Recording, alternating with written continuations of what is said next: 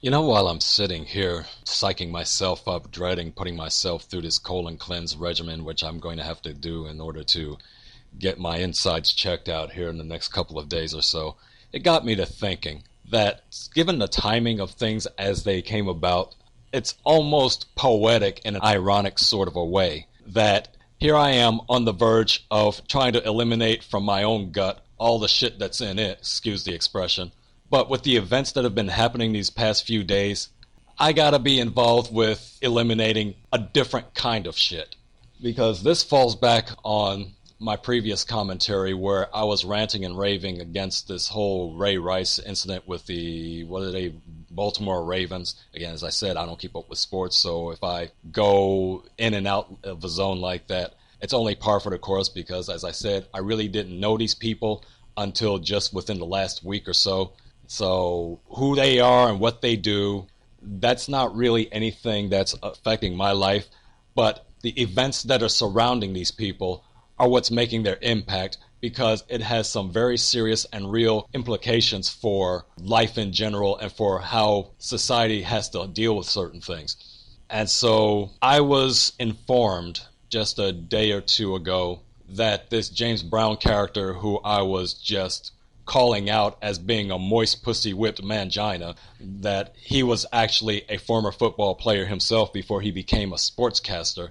And since then, more and more current and or former football players are coming out of the woodwork talking about how, again, same thing, men need to man up and not hit on women, not beat up on women, and we need to reprioritize and stop being domestically violent and all this other doopity-doo-dah nonsense.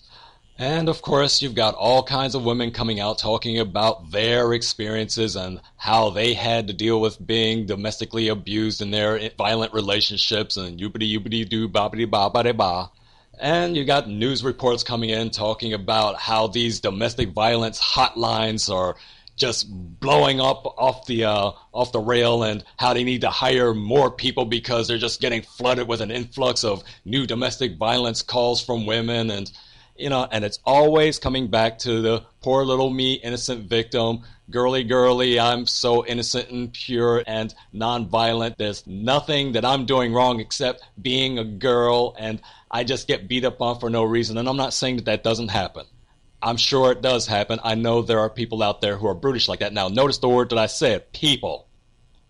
I didn't break it down by gender, because that's what we're dealing with in the society right now, where everybody's trying to play this game of demonizing one side while making the other side look totally pure, pristine, and noble without ever uncovering the dark, dirty secrets or the dirty underbelly that they themselves have a part of them, which is why even though Ray Rice's now wife comes out and tries to tell in a press conference, look, for all this stuff that happened, I had a role in it, I contributed to it, but that gets whitewashed, that gets shoved down the memory hole so that nobody can really latch onto it and realizes like, hey, maybe Ray Rice isn't just a big, bad, evil brute that we're trying to make him out to be. Maybe there's another side to the story. Maybe we ought to listen to that side of the story. But no, agenda frauds never want to hear the other side of the story, because the other side of the story has a tendency to provide what they're teaching or what they're trying to promote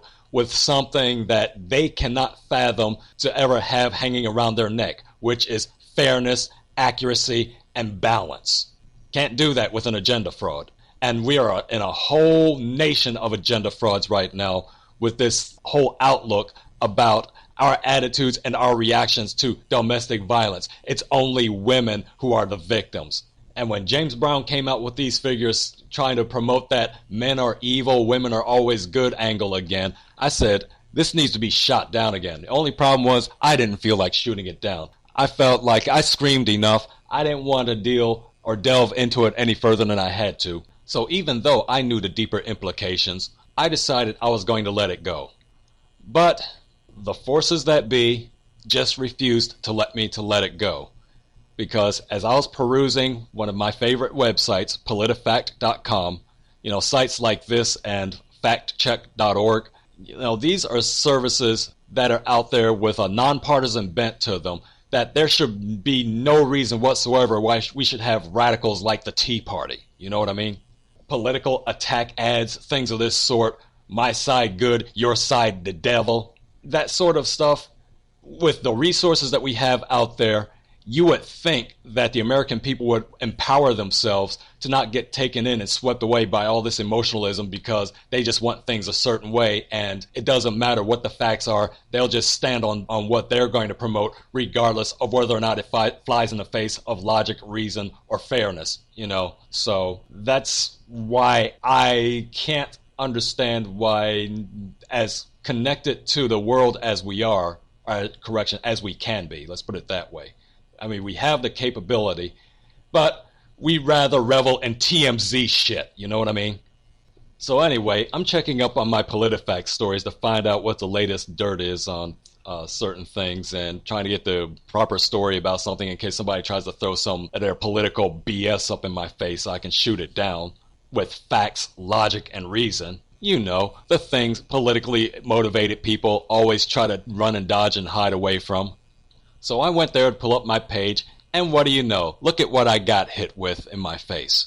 So it's more about this James Brown character whom I found out. Did I just mention already that I found out from another source that he used to be an ex-football player? And I think I said that already. I don't know. My brain's running around in circles right now, and why shouldn't it be? The fact that we're seeing just this wave of us being assaulted by the same garbage. It boggles my mind that we don't bother to look into these things. We'll just swallow it for wholesale and take it at its face value. And PolitiFact, to their credit, they tend to try to offer the fairness and the balance and get the true story and the accurate information out there. Even as in this case, though, they're still trying to weigh in on the side of, well, domestic violence and intimate partner murder is primarily and overwhelmingly an anti-woman thing. That it's male perpetrators, female victims. Even as they do try to throw just a little smidgen of a balance in there to show that, if you have to use the expression, girls do it too. Well, yeah, they acknowledge that, but you'll see in a little while how they try to even sidestep that even.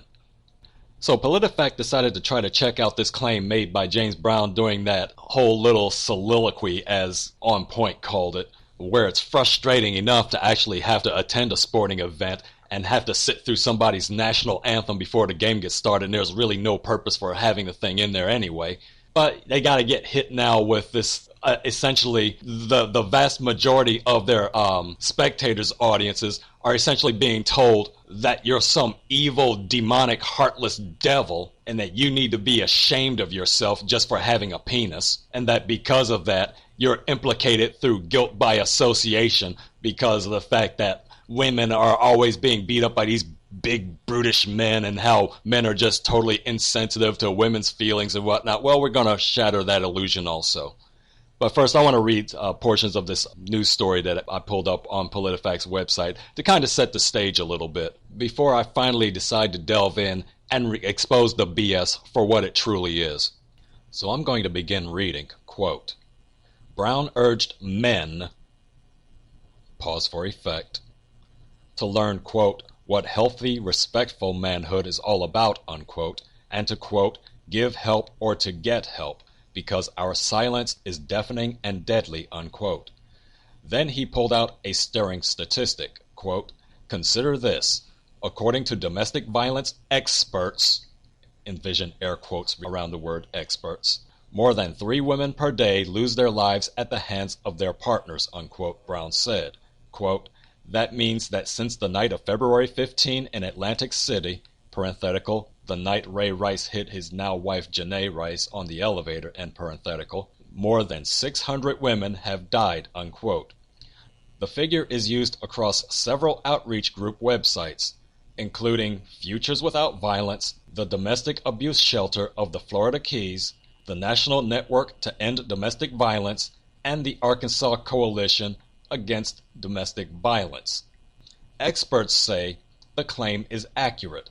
The biggest repository for national crime statistics is the FBI's annual Uniform Crime Report, which is based on data collected from local law enforcement agencies.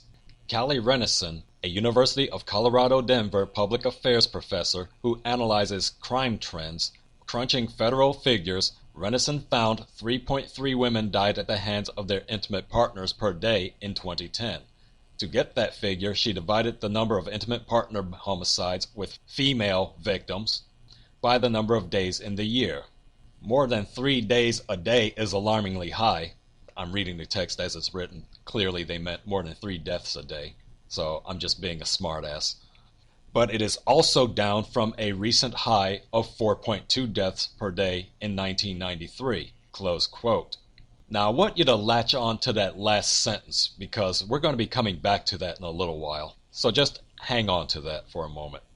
Quote, of course this is a daily average and not an exact representation of how many women are killed by their current or former partners, close quote. Now here's where PolitiFact tries to show a little bit of balance and a little bit more objectivity, but notice how they're still corrupted by the feminist agenda, which tries to present females as, so overwhelmingly victimized by domestic violence and murder at the hands of their intimate partners. They throw us this hush puppy, quote, because the number of male victims in intimate partner homicides is much lower, pause for effect, so too is the daily average. There were 305 of these deaths in 2010, which amounts to a daily average of 0.84, close quote. In other words, essentially what they're saying is that for every 3 women per day on average that's killed at the hands of her male partner, only 4/5 of a man, not 4/5 of men, but 4/5 of a man per day is killed by his female intimate partner. So again, keep these alarming numbers in mind now, because next what we're going to do is we're going to pull up one of the sources on which this information is based, which they reveal here as being the Bureau of Justice Statistics figures. And so now that's what we're going to do next. We're going to look at those Bureau of Justice Statistics figures as they briefly summarized in this press release. And note again, even though this is coming from the federal government and their Bureau of Justice Statistics, note the headline, quote, serious intimate partner violence against females declined 72% from 1994 to 2011, close quote. So again, the corruption has seeped into the Bureau of Justice Statistics also by proclaiming that overwhelmingly it's violence against women that's the most serious problem. And even as you read into the article, it still puts on that portrayal that the main victims of domestic violence in all of its forms are predominantly women.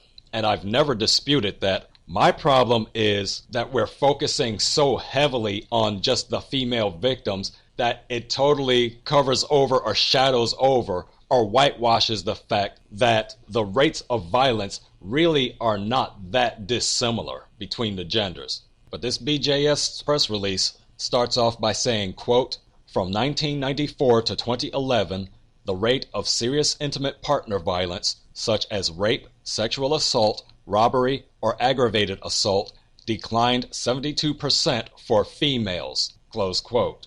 We see the conditioning at work. Think in terms of females as being, if not exclusively, at least the extreme primary victims of domestic violence. Quote, non-fatal intimate partner violence includes serious violence and simple assault committed by an offender who is the victim's current or former spouse, boyfriend or girlfriend, close quote. Okay, so there you see them including just a little bit to say that, well, we recognize there are 2 sides of this story. But as we read along, it's still putting the primary emphasis of women being the victims of violence. As it states in the next paragraph, quote, during the most recent 10-year period, 2002 to 2011, the offender physically attacked the victim in more than 2/3 of intimate partner victimizations against females, 67%, close quote. The next sentence goes on to say, quote, in about half of female victimizations, 52%, the intimate partner threatened to harm the victim prior to the physical attack, close quote. Next sentence, quote, in addition, about 5% of female victims were hit by an object their intimate partner held or threw at them. 36% were grabbed, held, tripped, jumped on, or pushed, and 8% suffered sexual violence, close quote. So let's continue to see if it gets any better. Next paragraph, quote, in 2011, 18% of intimate partner victimizations against females involved a weapon, similar to the percentage observed in 1994. In 2002 through 2011, about 4% of non-fatal female intimate partner victims were shot at, stabbed, or hit with a weapon. About half of intimate partner victimizations against females resulted in physical injury, with 13% suffering serious physical injury such as gunshot or knife wounds, internal injuries, unconsciousness, or broken bones, close quote. Next paragraph, quote, between 2002 and 2011, about 18% of female intimate partner victimizations resulted in medical treatment for the victim's injuries, close quote. Are they ever going to say anything about male victims yet? Next paragraph, quote, in addition to estimates for non-fatal female victimizations, the report includes, for comparison, the number of homicides committed by intimates, estimates of non-fatal male intimate partner violence, and non-intimate partner violence. Okay, finally, something about men and male victims of violence. But notice how the sentence is worded. For the sake of comparison. See, not that it's a real issue, not that it's something that really should be cause for concern, but just to compare it and show just how insignificant it is in comparison to violence against women. You see how that works? But now, since they're going to do this, quote, for comparison, unquote, let's see what their comparisons came up with. Quote, estimates of male intimate partner violence include, from 1994 to 2011, the rate of serious violence, rape, sexual assault, robbery, and aggravated assault committed by an intimate partner declined 64% for males, close quote. Now remember I told you we were going to come back to that figure that was mentioned in the PolitiFact article, and it says pretty much the same thing at the beginning of this one also. And in fact, it blares it out in the headlines. Serious intimate violence against females declined 72% from 1994 to 2011. During that same period, rates of violence also decreased for male victims, down 64%. Now this tells you two things that aren't getting told by the vast media out there who should be the fifth estate or fourth column or whatever they call themselves, the guardians of see what they're covering over while they're screaming and hollering, talking about how terrible it is to be a woman, and that so many women are just being victimized by all these brute men, and domestic violence is just this evil that's just constantly overshadowing us and we can't get rid of it. Well, Bureau of Justice Statistics itself states that it's progressively decreasing. So why isn't that news being heard more and more?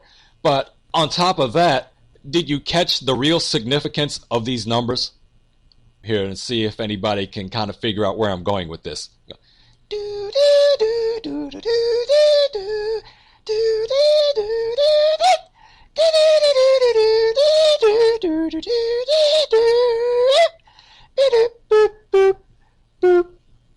Boom, boom.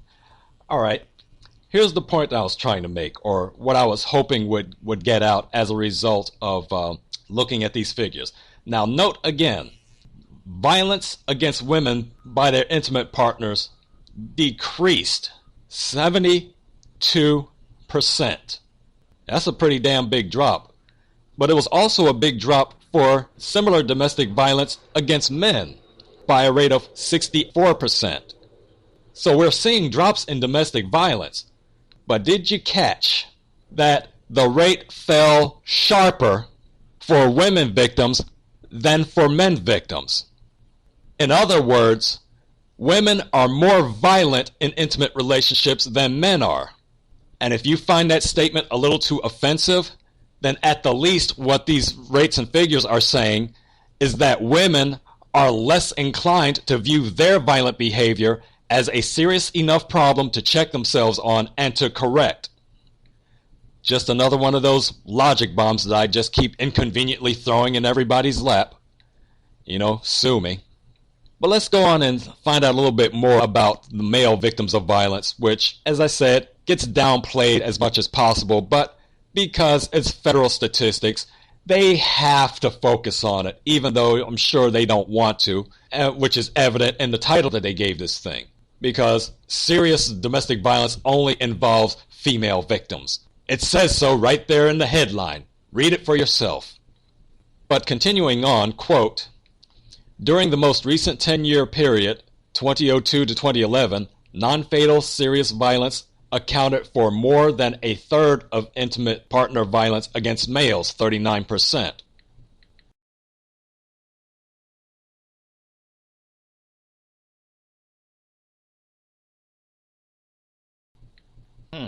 That sounds totally bogus. That can't possibly be true. I mean, you know, those numbers are skewed, right? Well, just read a little bit further. Donna Leclerc. Another woman. So now we're going to get a more balanced view, right? Now we're going to see that what the real numbers are, that it's really all just men who are just doing all this evil, nasty, brutish, and intimidating behavior, right?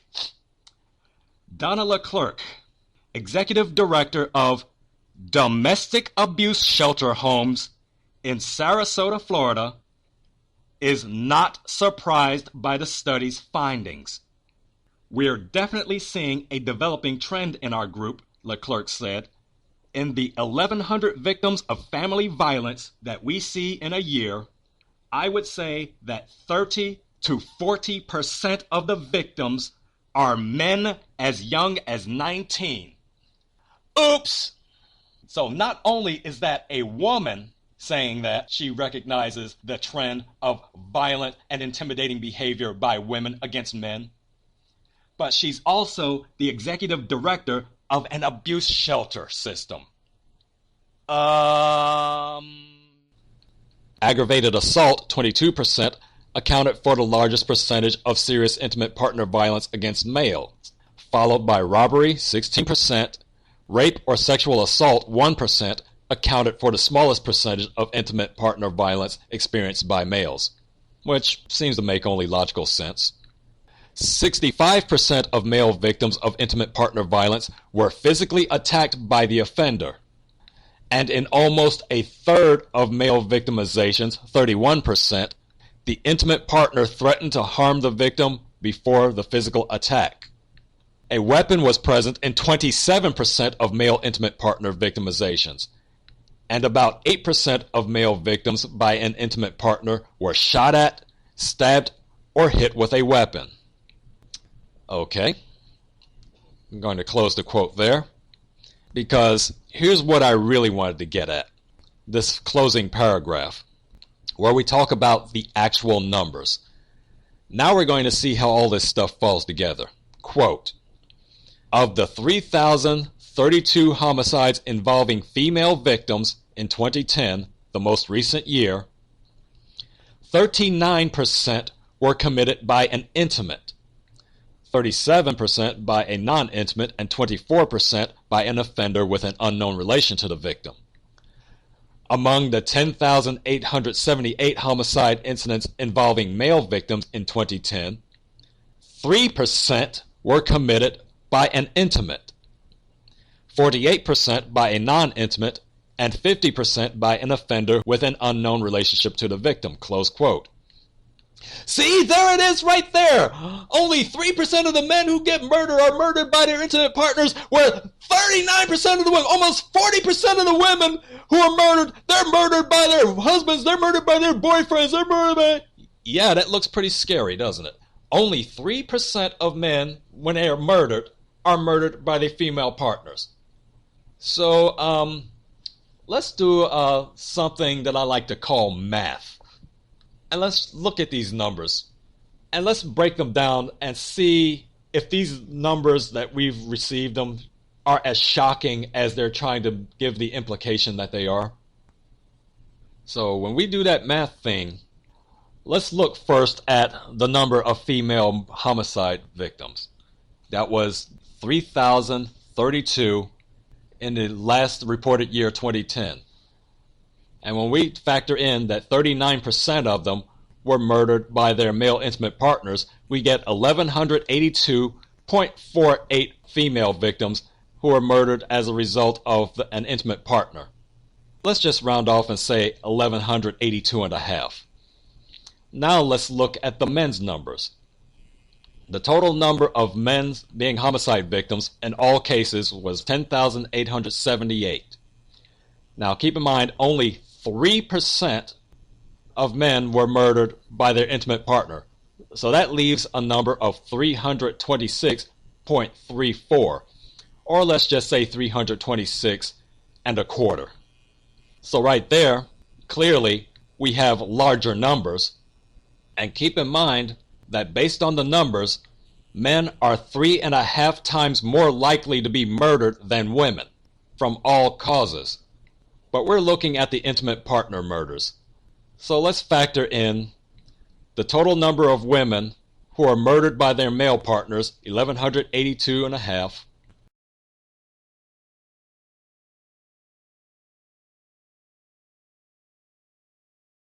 And now we're going to divide that by the number of days in a year, 365.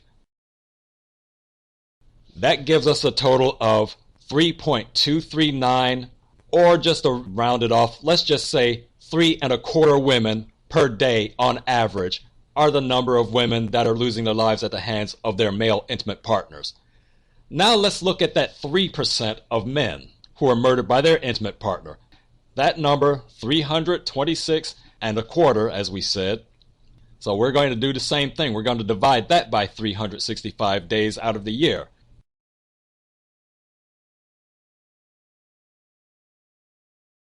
That brings us to 0.8938, or to round it off, 0.9%.